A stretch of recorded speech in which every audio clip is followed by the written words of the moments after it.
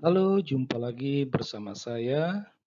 Kali ini topik kita yang akan dibahas adalah topik politik.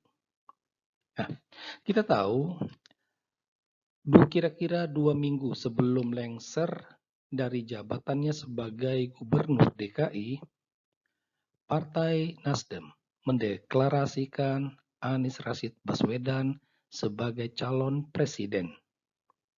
Nah, beberapa hari setelah deklarasi tersebut, Anies Baswedan mengadakan kunjungan ke Pemuda Pancasila.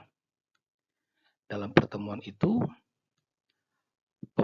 Ketua Pemuda Pancasila menegaskan bahwa mereka mendukung Anies Baswedan.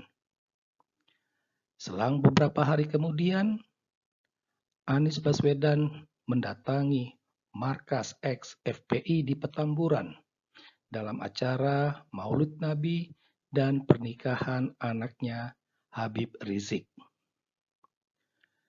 Sebagaimana diketahui, Pemuda Pancasila dengan FPI itu 11-12. Sudah lumrah umum melihat Pemuda Pancasila itu sering digelari dengan preman yang berbajukan nasionalis. Sedangkan FPI preman yang berbajukan agama Islam. Nah, dengan adanya dua dalam tanda petik preman ini, maka Anies Baswedan mendapatkan dukungan internal. Jadi dia tidak hanya mendapatkan dukungan dari Partai Nasdem, tapi dia juga mendapatkan dukungan dari Pemuda Pancasila dan juga FPI yang sebagai simbol Islam radikal. Nah, kunjungan Anies Baswedan ke markas Pemuda Pancasila ini mau menunjukkan bahwa Anies itu adalah seorang nasionalis. Jadi bisa dikatakan event atau dukungan Pemuda Pancasila mau menampilkan topeng Anies yang nasionalis. Sedangkan kunjungannya ke FPI hendak menegaskan ya gelar Anies sebagai bapak politik identitas. Karena Anies Baswedan akan menjual agama Islam. Nah, jadi saat ini dukungan Anies datang dari topeng nasionalis dan baju agama Islam. Dan ini mereka mulai bergerak untuk mensosialisasikan Presiden 2024 adalah Anies Baswedan. Tentu ya, banyak pemuda Pancasila yang tersebar di seluruh wilayah Indonesia. Mereka akan door to door ke rumah-rumah warga untuk mengajak mereka memilih Anies Baswedan.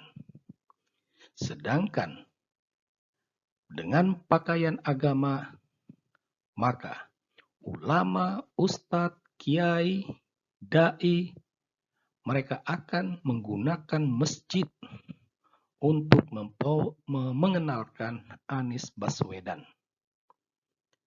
Tentu akan ditampilkan ayat-ayat Al-Quran yang mendukung pencalonan Anies Baswedan ini.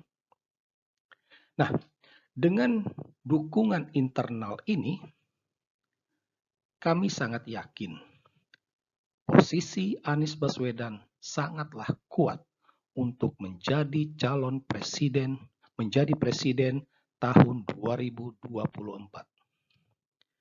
Kami sangat yakin bahwa Ganjar Pranowo tidak bisa mengalahkan Anies Baswedan. Setidaknya Ada beberapa alasan, ya. Ganjar adalah tokoh yang sangat loyal dengan PDIP, dengan Ibu Mega. Sementara PDIP sama sekali tidak mau menunjukkan taringnya karena Ibu Mega masih berjuang dengan egonya agar 2024 nanti anaknya menjadi presiden. Karena itulah, sekalipun Ganjar beberapa hari yang lalu menyatakan kesiapannya untuk menjadi presiden, tetap saja Ganjar tidak bisa mengalahkan Anies. Karena dengan baju agama, ustadz, ulama, kiai akan menggunakan ayat-ayat Al-Quran untuk menyerang Ganjar. Sedangkan dari topeng nasionalis, mereka akan menciptakan hoax-hoax terhadap Ganjar, termasuk menggali kembali kasus EKTP. Ya. Selain itu juga, kuatnya Anies Baswedan dan lemahnya Ganjar itu karena Anies Baswedan itu mendapat dukungan eksternal. Ya. Nah, dukungan eksternal ini menguntungkan Anies Baswedan, merugikan Ganjar. Dukungan eksternal ini datang dari negara-negara luar yang anti kebijakan Jokowi. Ya, kita tahu ada banyak negara-negara yang merasa dalam tanda petik dirugikan dengan kebijakan Jokowi. Misalnya soal ekspor bauksit, ekspor yang lain-lainnya itu. Nah, ini sementara Ganjar itu sudah diidentikan dengan Jokowi. Ganjar akan melanjutkan program Jokowi sehingga negara-negara ini melihat Ganjar akan merugikan mereka. Sedangkan untuk Anies Baswedan akan menguntungkan mereka. Sehingga negara-negara luar ini pastilah akan mendukung Anies Baswedan. Nah, tapi apakah Anies Baswedan tidak bisa dikalahkan? Hanya ada satu hal yang bisa menjegal Anies Baswedan untuk tidak menjadi presiden tahun 2024. Nah, siapa yang bisa menjegal Anies? Siapa yang bisa mengalahkan Anies? Ya. Memang diharapkan adanya pemilih cerdas, ya. Warga Indonesia yang cerdas dalam memilih. Cerdas ini karena mereka memiliki kecerdasan hati. Mereka tahu membedakan mana pemimpin yang buruk, mana pemimpin yang baik. Ya. Kalau pemilih cerdas memiliki kecerdasan hati, tentu mereka tidak akan memilih Anies Baswedan. Karena Anies Baswedan ini sangatlah buruk. Ya.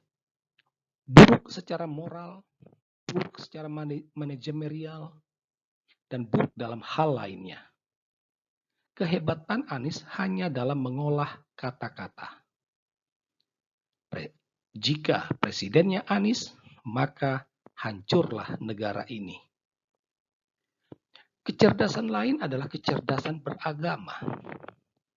Orang yang bercerdas dalam beragama, dia tidak akan mudah dikibuli oleh ayat-ayat Al-Quran. Ya. Nah, tetapi apakah ini ada dalam pemilih Indonesia di 2024 nanti?